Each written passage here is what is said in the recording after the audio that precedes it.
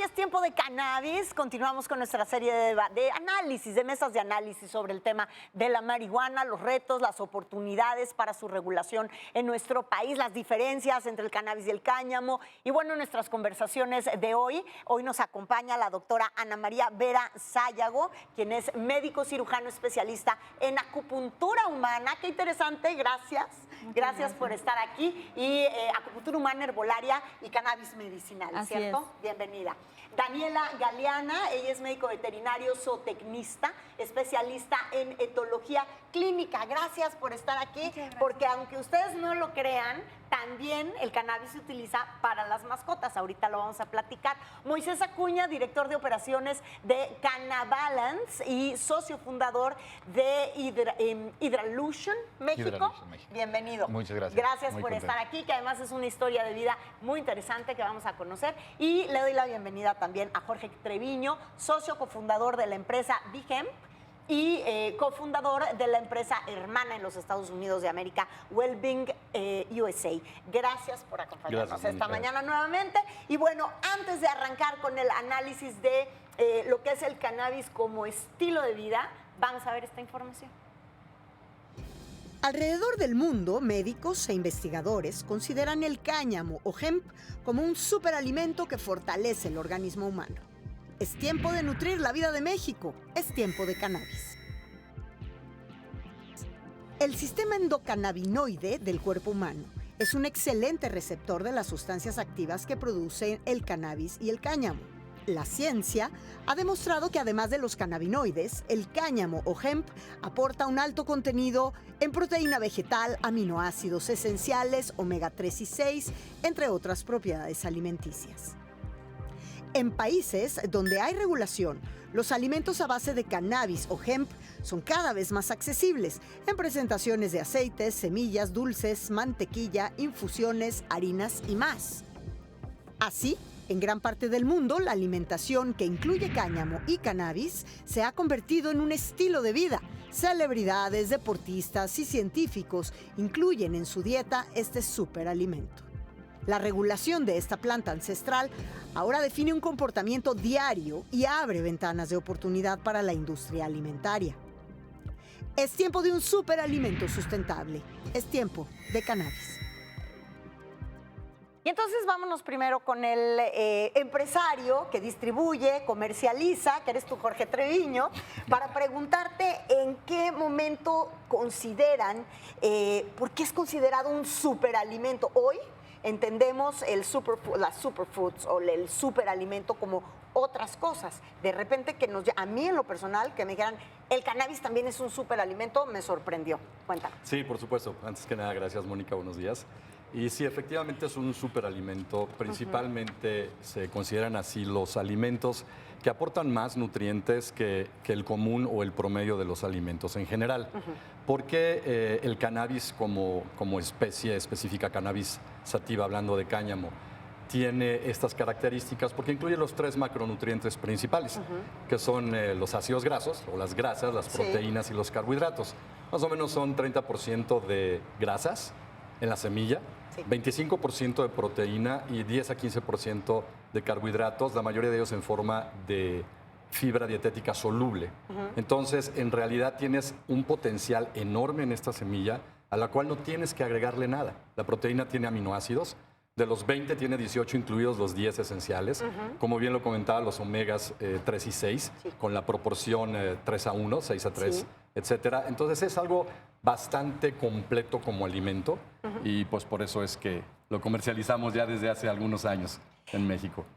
Ana María Vera, la ansiedad, el estrés y todas estas enfermedades de la modernidad y de lo vertiginosa que es la vida de todos, es algo que se ha insistido mucho en que el cannabis o el CBD bien empleado ayuda muchísimo, pero no ayuda igual a todos los organismos. ¿Cómo se determina que un paciente, porque es como todos los medicamentos, ¿no? Hay a quien le cae perfecto, hay a quien le va a caer fatal. Sí. ¿Cómo se determina cuando un paciente es apto para ingerir este tipo de opciones o no? Ok, pues también antes que nada, buenos días, mucho gusto. Bueno, aquí como bien mencionas, hoy en la actualidad no existe todavía, digamos, el poder decir, ya existen protocolos estandarizados para poder decir, estas son las cantidades exactas que cada persona debe de consumir. Sin embargo, como dices, todos los organismos reaccionan distinto y es por esto que en cuestiones tanto médicas como no médicas es importante que cuando una persona decide utilizar el hemp, el cáñamo, como un suplemento alimenticio, se tomen en cuenta la historia clínica de esta persona, del paciente, y que tomemos en cuenta si tiene enfermedades, si toma otros medicamentos, y en base a esto nosotros poder determinar si muy probablemente le va a hacer un buen efecto, cuáles serían las dosis adecuadas. Básicamente, sí. Pues como con los medicamentos en general. Exactamente igual que con los medicamentos. Hay una persona que puede ser alérgica al ibuprofeno y otra persona que le va a caer excelente. Es lo mismo. Ya. Moisés, en 3 minutos cuéntame un poco tu historia, porque tú eres alguien quien utiliza el cannabis como estilo de vida. Hay quien diría, ¿cómo se atreven a decir que se puede utilizar el cannabis como estilo de vida? Pero tú cambiaste tu vida, tu cuerpo, tu organismo a través del cannabis. Cuenta. Sí, yo creo que buenos días antes que nada. Muchas gracias, muy contento de estar aquí. Ya creo que hemos estado hablando de los diferentes usos en los programas previos que has tenido. Y hablando del uso terapéutico, hay un uso terapéutico médico, pero yo también creo que hay un uso terapéutico como de bienestar, como profiláctico, ¿sabes? Que precisamente como lo mencionaste, nos ayuda a lidiar con esos temas habituales del estrés, de la ansiedad y de este tipo de situaciones, ¿no? Realmente, pues sí, yo llevaba una vida un poquito de excesos, ¿no? Creo que traía un poquito de problemas con el alcohol, principalmente. Y entonces... O sea, excesos te refieres droga y alcohol. No, solo alcohol. Solo alcohol, Sí, traía un poquito de exceso de alcohol y comida. Bueno. Entonces, cuando retiras, digamos, el alcohol de esto, cuando decides hacer el cambio de hábitos, porque realmente eso es lo más importante. O sea, la cannabis ayuda y complementa, pero realmente lo importante son tus hábitos. O sea, realmente es tu dieta, realmente es tus emociones, es todo. O sea, no puedes hablar solo de una cosa como un generador del cambio, sino de algo integral. Sí. En este caso, pues sí, o sea, cuando uno deja el alcohol y en general cualquier adicción, pues se genera esta ansiedad, se genera este estrés, Pero se generan... voy a a interrumpirte aquí porque no cambias una adicción por otra.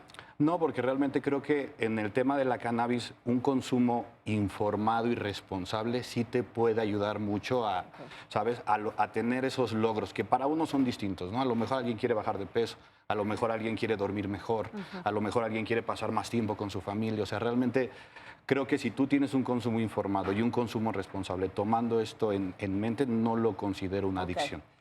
Entonces, regresamos. La cannabis empieza a ayudar, o el cannabis empieza a ayudarte con tu tema de adicción. Empieza a ayudarme con el tema de, precisamente para ayudarme a mejorar mi calidad emocional, la manera en la que llevo mi día a día. Me ayuda a enfocarme, me ayuda a concentrarme en algunas cosas. Pero insisto, no nos vayamos al tema de que tomaba cannabis y me drogaba, ¿no? O sea, o sea, realmente usaba ciertas dosificaciones, diferentes moléculas, o sea, no todas las moléculas son psicotrópicas. ¿Industrializado? En su mayor parte sí, Okay. Definitivamente sí, aunque no todo, porque como sí sabemos que realmente, pues, a falta de regulación, pues todavía no hay un acceso como tal. Por eso es que necesitamos esa regulación. Sí, sin duda que sí. Pero lo más sorprendente de esta mañana creo que es el uso del cannabis para las mascotas. Cuéntanos, Daniela. Realmente, muchas gracias por la invitación. Realmente todos los seres vivos tenemos un sistema endocannabinoide. Entonces, vertebrados, invertebrados, solo algunos protozoarios no. Y realmente existe desde hace mucho, pero llevamos poco de descubrirlo. Y, por ejemplo, en veterinaria, en la formación, pues no vemos el sistema endocannabinoide, es algo nuevo. Y bueno, yo estoy sorprendida, llevo un año recién capacitándome y aplicándolo. Mi profesión es como zoopsiquiatría, entonces veo problemas de fobias, ansiedad, miedos. Y es increíble que normalmente mis pacientes, sobre todo los que vienen, los geriatras, que a veces no puedes dar como polifarmacia, o ya traen una polifarmacia más bien, y es increíble cómo puedes poner conscientemente el CBD, o sea, que sepas utilizarlo. Como dice la doctora, no hay dosis todavía establecidas ni por especie ni por patología, en eso estamos. Entonces, por eso empezamos de microdosis Y es increíble cómo con microdosis tienes los beneficios Claro. que necesitas, ¿no? Y hay veces que, perdóname, que tratas ansiedad y resulta que tenía un problema de colitis nerviosa y bueno, igualmente lo beneficia. Zoopsiquiatría, qué interesante. Vamos a ver esta infografía que va a ser interesante también para usted. Después de 100 años de prohibir un estilo de vida, ya es tiempo de cannabis. Es tiempo de tradiciones. Los primeros registros de alimentos a base de cannabis provienen de la antigua India, donde se ha utilizado la planta con fines espirituales y medicinales. Es tiempo de fortaleza. Las semillas de cáñamo o hemp son consideradas un superalimento. Una cucharada contiene casi 10 gramos de proteína, es decir, casi el 20% de los requerimientos de una dieta diaria. Es tiempo de mascotas. Ya existen productos y alimentos a base de cáñamo o hemp para mascotas. Les ayudan en momentos de estrés y ansiedad, contra el dolor, en padecimientos degenerativos e incluso para combatir el cáncer. Es tiempo de un superalimento. Es tiempo de cannabis. En la nueva regulación, se contempla esta parte del cáñamo. Sí se contempla, Mónica, y qué bueno que haces la pregunta. La regulación siempre va a ser importante y vamos a poner algunos ejemplos y luego entramos a la de México. En 1998 el cáñamo se regula de manera federal en Canadá. Llevaba muchos años también de prohibicionismo por cuestiones básicamente de poder económico. Sí. No tenía que ver con el efecto psicoactivo ni psicotrópico, el CBD prácticamente no se utilizaba. Después, coincidentemente, en 2008, y para adelante, empieza todo este movimiento a nivel marihuana en Estados Unidos y Canadá. Sí. Pero no es sino hasta 2018 cuando se legaliza en Estados Unidos de manera federal también el cáñamo. Pero todos los movimientos previos habían sido los más importantes enfocados hacia la marihuana. Y hoy es fecha en que la marihuana no es legal a nivel federal, pero sí el cáñamo. ¿Cuál es el punto importante de eso y cómo se relaciona con la regulación en México? En México, marihuana y cáñamo lo están juntando en una misma regulación. Cuando tenemos a dos países, Canadá y Estados Unidos, que llevan muchos años adelante de nosotros de experiencia en donde dicen el cáñamo es muy distinto a la marihuana. Las dos son cannabis. Sí. Provienen de la misma familia de las cannabáceas, pero son especies distintas. Por lo tanto, tienen que tener regulaciones distintas. Y sin embargo, en México lo están metiendo en una misma clasificación y regulación, lo cual hace... Pues hay que empezar. Se por ahí, sobreregula. empezar por- En los eventos que hemos participado en Senado y en Cámara de Diputados, eventos nacionales e internacionales, siempre va por ahí la línea, es debemos de separar el cáñamo de la marihuana, porque son sustancias distintas las moléculas que contienen. THC mayoritariamente para marihuana, CBD en ambos, ¿no? Sí. Pero específicamente en el cáñamo. Entonces, si no es la misma planta, ¿por qué las regulas de la misma manera? Entonces, definitivo, está bien que haya una regulación, porque, por ejemplo, yo puedo plantar cáñamo, pero no está prohibido. Pero a la hora de que la planta crece, primero se va a ver igual que la marihuana.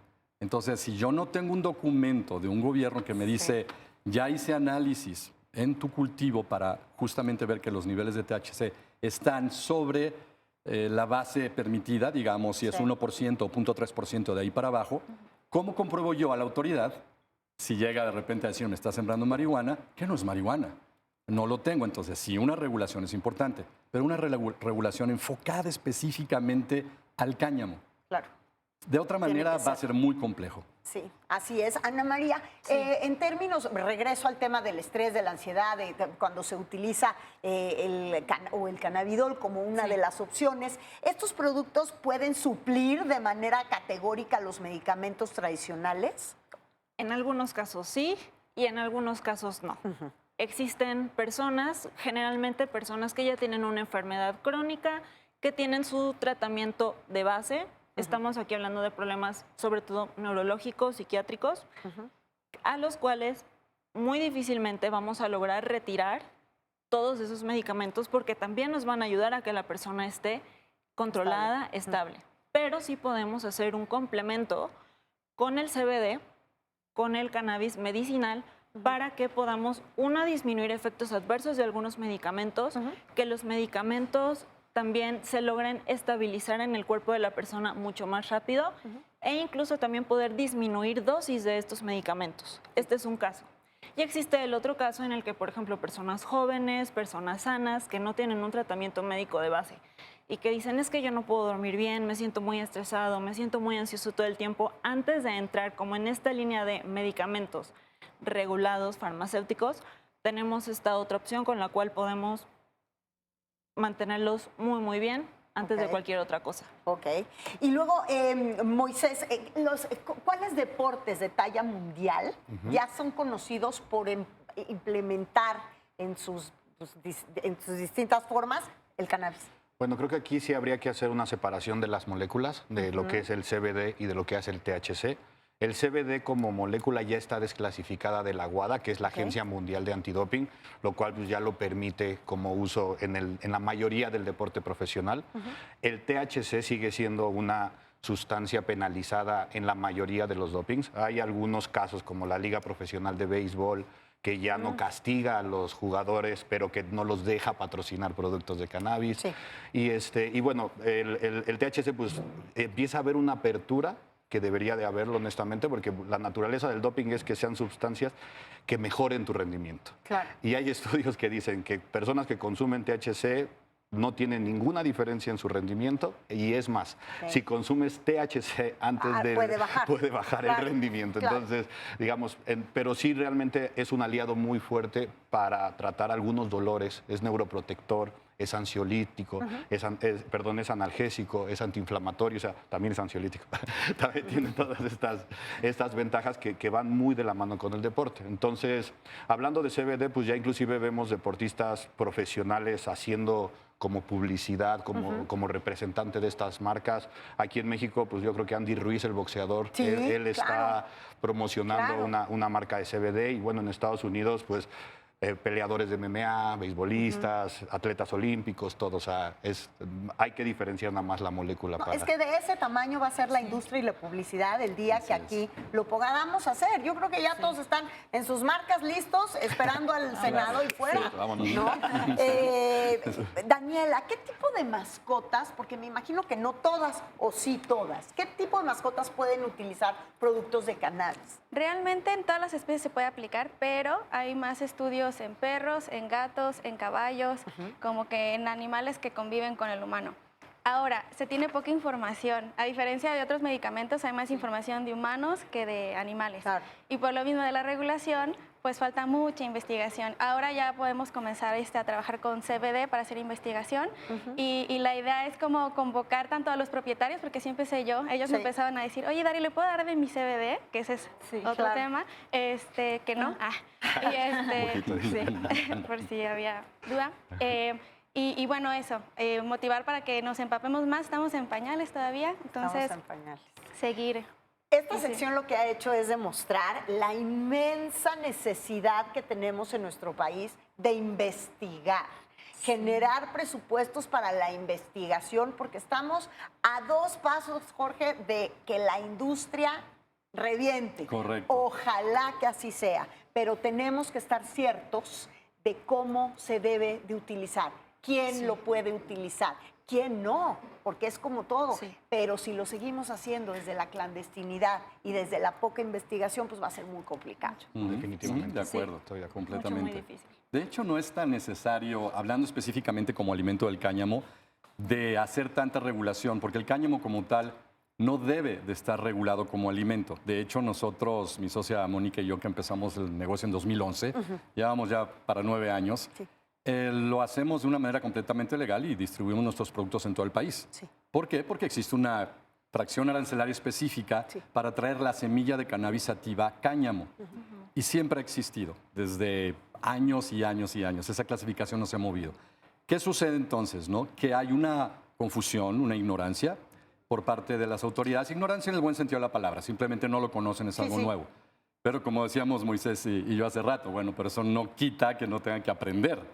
Y si no, acercarse a quienes sí saben para conocer de qué estamos hablando.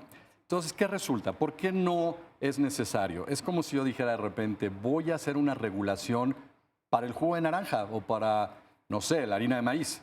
Es lo mismo. Si yo traigo mi proteína de hemp, es el polvo de la semilla. El aceite es prensado en frío que se extrae de la semilla. Y después se puede utilizar la semilla como el corazón o quitándole la cáscara o tostada. Entonces, estamos hablando de un alimento que si bien tiene como superalimento un valor nutricional muy alto, todo es inherente a la semilla, no tienes que añadir nada.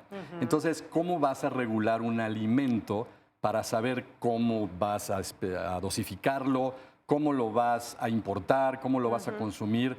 Si fuera así el caso, tendrías que aplicarlo a todos los alimentos, no nada más al cáñamo cannabis sativa.